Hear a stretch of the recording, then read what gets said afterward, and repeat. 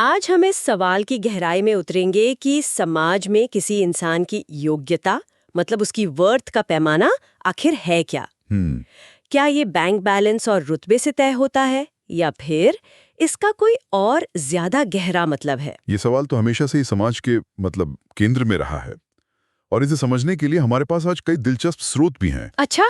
हम मुख्य तौर पर a test of worth love beyond riches नाम की कहानी का विश्लेषण करेंगे, लेकिन इसकी परतों को खोलने के लिए हम भारत में वो बदलती वैवाहिक प्राथमिकताओं पर एक हालिया समाजशास्त्री रिपोर्ट को भी देखेंगे। और शायद सफलता की परिभाषा पर एक मनोवैज्ञानिक लेख के कुछ पहलुओं को भी छुएंगे। बिल्कुल। तो हमारा मकसद सिर्फ एक कहानी सुनाना नहीं है, बल्कि उस कहानी को एक लेंस की तरह इस्तेमाल करके ये समझना है कि हमारा समाज योग्यता को तौलता कैसे है और क्या ये पैमाने वाकई भरोसेमंद हैं भी या नहीं। चलिए इस दिलचस्प पड़ताल को शुरू करते हैं। जरूर। तो कहानी के केंद्र में दो किरदार हैं, जट्टा और सिमरन।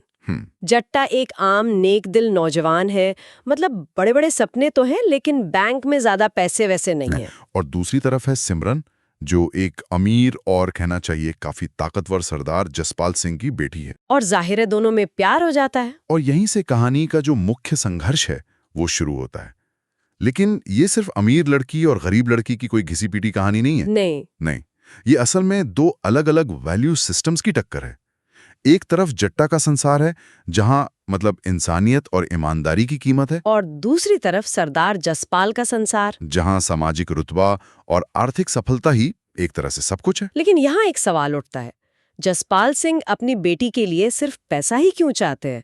मतलब वो कोई बुरे इंसान तो नहीं लगते? नहीं, बिल्कुल नहीं। बस उनकी प्राथमिकताएं बहुत साफ है। ये एक बेहतरीन सवाल है, क्योंकि ये हमें सीधे सिग्नलिंग थ्योरी की तरफ ले जाता है। समाजशास्त्र में इसका बहुत इस्तेमाल होता है। अच्छा, सिग्नलिंग थ्योरी। हाँ, जसपाल सिंह के लिए पैसा सिर्फ पैसा नहीं है, ये एक सिग्नल है। सिग्नल? किस बात का सिग्नल? इस बात का कि लड़का जिम्मेदार है, मेहनती है और भविष्य में उनकी बेटी को एक सुरक्षित जीवन दे सकता है। उनके नजर में जट्टा के पास ऐसा कोई सिग्नल नहीं है। मतलब उसकी अच्छाई और ईमानदारी उनके लिए भरोसेमंद सिग्नल नहीं है? बिल्कुल नहीं। तो ये एक तरह का सामाजिक शॉर्टकट है कि अगर किसी के पास पैसा है तो मान लो कि बाकी सब भी ठीक ही होगा। हाँ, एक तरह से। पर क्या ये सिग्नल हमेशा सही होता है? हमारे पास जो समाजशास्त्रीय रिपोर्ट है वो तो कुछ और ही इशारा करती है। सही बात है। उसमें तो बताया गया है कि अब शहरी भारत में परिवार सिर्फ सैलरी पैकेज नहीं देख रहे हैं, वो कंपैटिबिलिटी, भावनात्मक समझ, आपसी सम्मान, इन जैसे सिग्नल्स पर भी ध्यान दे रहे हैं। बिल्कुल। और ये कहानी इसी बात पर तो सवाल उठाती है कि क्या ये पुराने सिग्नल अब भी उतने ही प्रासंगिक हैं? तो जब जसपाल सिंह को इस रिश्ते के बारे में पता चलता है, कहानी के मुताबिक वे गुस्से से आग बबूला हो जाते हैं। लेकिन वो सीधे सीधे ना नहीं कहते। नहीं, वो जट्टा के सामने एक चुनौती रखते हैं। हाँ, और ये चुनौती भी बहुत दिलचस्प है। कोई ड्रैगन नहीं मारना, कोई केला नहीं जीतना। हाँ। चुनौती है एक तय समय में अच्छा खासा पैसा कमाकर समाज में अपनी जगह बनानी होगी। और अगर नहीं कर पाए तो सिमरन की जिंदगी से हमेशा के लिए दूर जाना होगा। ये असल में हीरो की परीक्षा वाले क्लासिक ट्रोप का आधुनिकीकरण है। अच्छा, कैसे? पुरानी कहानियों में हीरो की परीक्षा शारीरिक बल या वीरता से होती थी। आज के इस पूंजीवादी समाज में ये परीक्षा आर्थिक सफलता की हो गई है। मतलब बैंक बैलेंस ही वो नया ड्रैगन है जिसे जट्टा को हराना है। सही पकड़ा। लेकिन यहाँ एक और गहरी बात है, ये चुनौती जट्टा को मौका देने के लिए नहीं है। ये एक ऐसी नामुमकिन शर्त है जिसे पूरा करना लगभग असंभव है। तो फिर ये है क्यों? ये उसे सामाजिक रूप से नीचा दिखाकर सिस्टम से बाहर करने का एक तरीका है। तो जट्टा इस नामुमकिन चुनौती को स्वीकार कर लेता है और यहीं से कहानी में कॉमेडी का तड़का लगता है। बिल्कुल। अपने प्यार को साबित करने के लिए वो एक के बाद एक बिजनेस में हाथ आजमाता है और हर बार बुरी तरह फेल होता है। कहानी में भी बताया गया है कि उसकी कोशिशें अक्सर बहुत मजेदार होती हैं। यहाँ कॉमेडी का इस्तेमाल बहुत चतुराई से किया गया है। हम जट्टा पर इसलिए नहीं हंसते कि वो बेवकूफ है, नहीं, बल्कि इसलिए हंसते हैं क्योंकि वो एक ऐसी दुनिया में घुसने की कोशिश कर रहा है जो उसकी है ही नहीं। वो उस खेल के नियम ही नहीं जानता। मुझे लगता है हम सबने कभी न कभी ऐसा कोई दोस्त देखा है जो हर हफ्ते एक नए $1 मिलियन आइडिया के साथ आता है। हाँ, और अगले हफ्ते कहीं और ही होता है।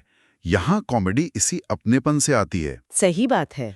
उसकी असफलताएं इस बात पर जोर देती हैं कि उसे एक ऐसे खेल में धकेला जा रहा है जिसमें उसकी कोई दिलचस्पी या काबिलियत नहीं है। और इन असफलताओं के जरिए कहानी एक और अहम किरदार को सामने लाती है। वो अमीर लड़का। हाँ, वो अमीर और घमंडी लड़का जिसे सिमरन के पिता ने उसके लिए चुना है। तो अब हमारे पास दो तरह के सिग्नल्स हैं। एक तरफ जट्टा है जो आर्थिक रूप से एक फेल सिग्नल है, लेकिन इंसान अच्छा है। और दूसरी तरफ ये लड़का है जो सही सिग्नल दे रहा है, मतलब अमीर है लेकिन शायद इंसान उतना अच्छा नहीं है। बिल्कुल। और सिमरन का किरदार यहाँ एक पुल का काम करता है। वो जट्टा के असफल प्रयासों के बावजूद भी उस पर भरोसा करती है। वो जानती है कि उसकी असली कीमत इन पैसों के खेल से कहीं ज्यादा है। हाँ, वो उस सिग्नल को देख सकती है जिसे उसके पिता नहीं देख पा रहे हैं, और वो है जट्टा का चरित्र। जट्टा के संघर्ष और उस अमीर लड़के के घमंड के बीच का जो अंतर है, वो कहानी के नैतिक कंपास को सेट करता है। ये दर्शकों को सोचने पर मजबूर करता है कि वो किस पर दांव लगाएंगे। तो आर्थिक मोर्चे पर जट्टा पूरी तरह से विफल हो चुका है। दी गई समय सीमा भी खत्म होने वाली है और कहानी के अनुसार वो पूरी तरह हार मानने के कगार पर है। हाँ। और कहानी हमें यहीं पर एक दिलचस्प मोड़ पर लाती है, जहां वो ये साबित करती है कि जिस परीक्षा में उसे फेल किया जा रहा था, शायद वो असली परीक्षा थी ही नहीं। सही पकड़ा। कहानी में अचानक एक बड़ा संकट आता है। किस तरह का संकट? ये कोई गंभीर दुर्घटना हो सकती है या किसी बड़े भ्रष्टाचार का पर्दाफाश। स्रोत में इसे स्पष्ट नहीं किया गया है, लेकिन ये एक ऐसी स्थिति है जहां पैसा, रुतबा, सामाजिक हैसियत, ये सब पूरी तरह से बेकार हो जाते हैं। बिल्कुल। अब लड़ाई पैसे कमाने की नहीं रही, बल्कि कुछ और ही बन गई है। और इस संकट के समय जट्टा क्या करता है? वह पैसे कमाने और सिमरन को पाने की अपनी सारी चिंताएं छोड़ देता है। वो सिर्फ अपनी हिम्मत, अपनी नेकी और सही गलत की समझ के दम पर उस संकट का सामना करने के लिए कूद पड़ता है। और कहानी में इस बात पे खास जोर दिया गया है कि वो ये सब बिना किसी निजी फायदे के लिए करता है। उसे ये भी नहीं पता कि सिमरन या उसके पिता उसे देख रहे हैं या नहीं। मतलब ये एक ईमानदार सिग्नल है। हाँ, यही कहानी का निर्णायक मोड़ है। ये असली परीक्षा है। यहाँ परीक्षा की परिभाषा ही बदल जाती है। कैसे? अब तक परीक्षा ये थी कि क्या जट्टा पैसा कमा सकता है, लेकिन असली परीक्षा यह है कि संकट के समय उसका चरित्र कैसा है। जब कोई व्यक्तिगत लाभ ना हो तब वो क्या करता है। तो वो जसपाल सिंह की आर्थिक परीक्षा में तो फेल हो गया। हाँ, लेकिन कहानी की नैतिक परीक्षा में वो अव्वल आता है। यहीं पर उसकी असली योग्यता सामने आती है, जो पैसा कमाने में नहीं बल्कि उसके चरित्र में है। बिल्कुल। और इस संकट के समय में वो अमीर लड़का जो अब तक सही सिग्नल दे रहा था, वो या तो डर कर भाग जाता है या खुद को बचाने में लग जाता है। उसके धन और रुतबे के सिग्नल अचानक खोखले साबित होते हैं। हाँ, वो मनोविज्ञान पर आधारित लेख भी तो यही कहते हैं। बिल्कुल, कि किसी व्यक्ति का असली स्वभाव दबाव और संकट की घड़ी में ही सामने आता है। जब तक सब कुछ आसान होता है, कोई भी अच्छा होने का दिखावा कर सकता है। और सबसे अहम बात यह है कि जसपाल सिंह ये सब अपनी आंखों से देखते हैं। जी। वो खुद गवाह बनते हैं कि जब असली मुसीबत आई तो उनके चुने हुए अमीर लड़के का सिग्नल झूठा निकला। और इस नाकाम लड़के ने, जट्टा ने, बिना किसी उम्मीद के सब कुछ दांव पर लगा दिया। ये उनके लिए एक झटके जैसा होता है।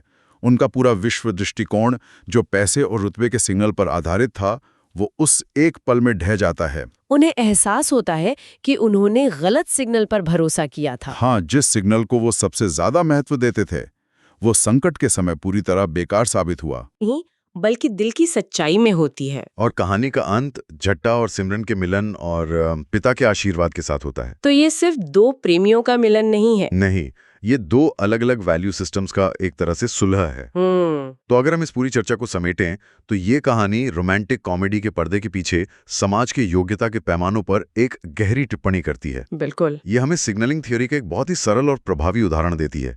ये दिखाती है कि समाज अक्सर आसान और मापने योग्य सिग्नलों जैसे धन और पद को बहुत ज्यादा महत्व देता है। और ये हमें ये भी याद दिलाती है कि इन सिग्नलों की असलियत का पता संकट के समय ही चलता है। सही बात है। जब तक सब कुछ ठीक चल रहा था, जट्टा एक नाकामयाब इंसान था। लेकिन जैसे ही एक अप्रत्याशित संकट आया, उसकी असली ताकत यानी उसका चरित्र सामने आ गया। ये एक बहुत ही जरूरी सबक है ना? जब समाज आराम और स्थिरता की स्थिति में होता है तो हम अक्सर सतही चीजों को महत्व देते हैं, लेकिन जब कोई आपदा, कोई संकट या कोई नैतिक चुनौती आती है, तब हमें उन गुणों की जरूरत पड़ती है जिन्हें मापा नहीं जा सकता, जैसे हिम्मत, ईमानदारी, दया और निस्वार्थता। और जट्टा उन्हीं गुणों का प्रतीक है। ये कहानी हमें अपनी प्राथमिकताओं को फिर से जांचने के लिए कहती है। तो हमने देखा कि कैसे एक साधारण सी प्रेम कहानी सामाजिक मूल्यों, आर्थिक सिद्धांतों और मानवीय चरित्र पर एक मतलब बहुस्तरीय चर्चा बन जाती है। इस कहानी से एक महत्वपूर्ण बात ये निकलती है कि संकट के समय हमें जिन गुणों की सबसे ज्यादा जरूरत होती है, साहस, ईमानदारी, निस्वार्थता, अक्सर दौलत और रुतबे की दौड़ में हम उन्हीं गुणों को नजरअंदाज कर देते हैं या उन्हें कम आंकते हैं। तो चाहते जाते सुनने वालों के लिए एक विचार छोड़ जाते हैं। जरूर। इस कहानी में तो जसपाल सिंह अपनी आंखों से सच्चाई देख लेते हैं और बदल जाते हैं, पर लेकिन असल जिंदगी में बड़े बड़े सिस्टम, चाहे वो कॉर्पोरेशंस हों, सरकारें हों या समाज खुद हो, जो दौलत और रुतबे के सिग्नलों पर बने हैं, वे कितनी बार नैतिक चरित्र के सिग्नल के सामने अपनी योग्यता की परिभाषा बदलते हैं। बहुत गहरा सवाल है। क्या ये कहानी एक उम्मीद भरी कल्पना है या इसमें कोई ऐसी सच्चाई है जो हमें बदलाव के लिए प्रेरित कर सकती है?